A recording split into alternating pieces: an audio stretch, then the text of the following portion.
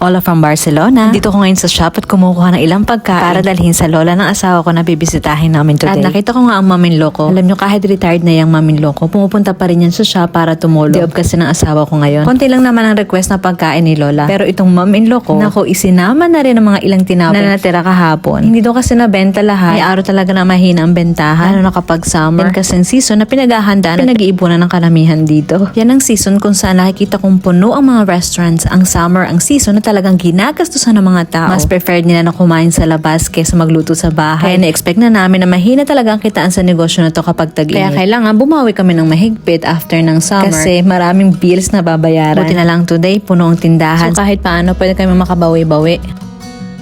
Hindi madali magnegosyo sa Spain. Kulang sa suporta from the government. Ang taas-taas pa ng tax. Based on my experience, mas okay yata maging trabahador dito kaysa maging amo. Basta pag-usapan natin yan sa mga susunod na vlog ko. Pupunta tayo sa Rias del Fay. Every week binibisita namin ang lola ng asawa ko na magna 91 years old na. Nakasanay na namin ito. Lalo na ngayon sabi ko, bawal na kami umabsent kasi tumatanda na talaga siya. Gusto ko magkaroon ng magandang alaala mga anak ko about sa great grandmother nila. Sarado ang daan kaya nagpaikot-ikot pa kami dito bago makarating sa bahay ni lola. Meron daw kasing animal parade na ginaganap sa village na dinadaanan namin usually. Nakaka-relax ang lugar na to. Minsan naiisip ko nga na dito na lang tumira, mag-alaga ng hayop at magtanim ng mga pagkain na kailangan namin. Pero iniisip ko rin ang mga anak ko kasi baka wala sila masyadong makalaro dito.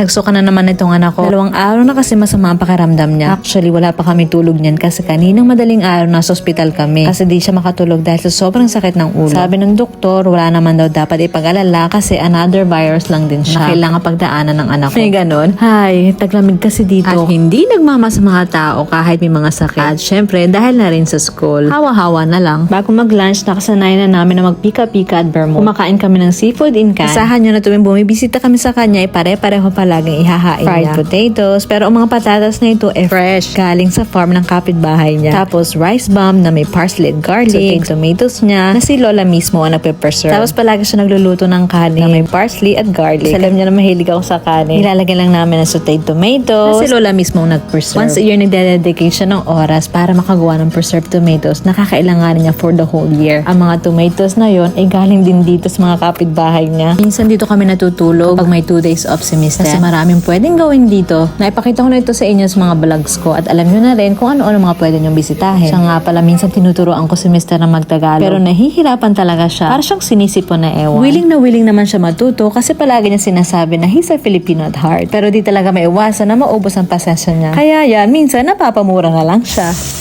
Ganito magluto, anilok. Nang itlog. Na itlog. Nang itlog. Nanging lok. Nang Putang ina mo!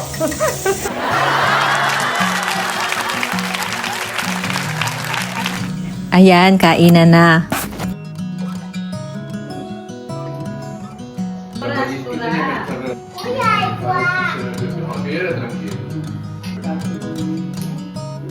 Busog na busog kami palagi kapag andito kami sa bahay ni Lola. Kasi kung ano-anong pinibigyan niya sa amin after lunch. Sana humaba pa ang buhay niya kasi talagang malulungkot kami ng sobra. After naman namin mag-lunch, naglakad-lakad kami dito para maghanap ng hapunan. Wild asparagus ang hinahunting namin dito. Maliliit sila compare sa nabibili natin sa supermarket. Pero malasong malasa to. Hindi kami takot sa ahas. Mas takot kami sa mga nang-aahas. Charot!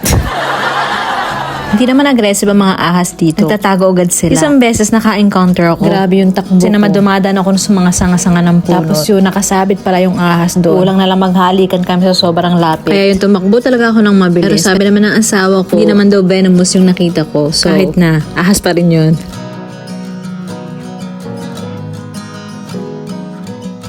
Inuwi na namin sa bahay ni Lola mga asparagus. Kumuha siya ng konti. Papasulubong na lang namin yung ilan sa hipag ko kasi mahilig siya dito. Ayaw bitawan ng bunso ko yung mga asparagus kasi gusto niya siya daw magbibigay sa tita niya. Kaya nakatulog na siya dyan. So guys, hanggang dito na lang video natin for today. Comment na lang kung ano pinakalagustuhan niya sa video na ito. Hanggang sa susunod. Adios!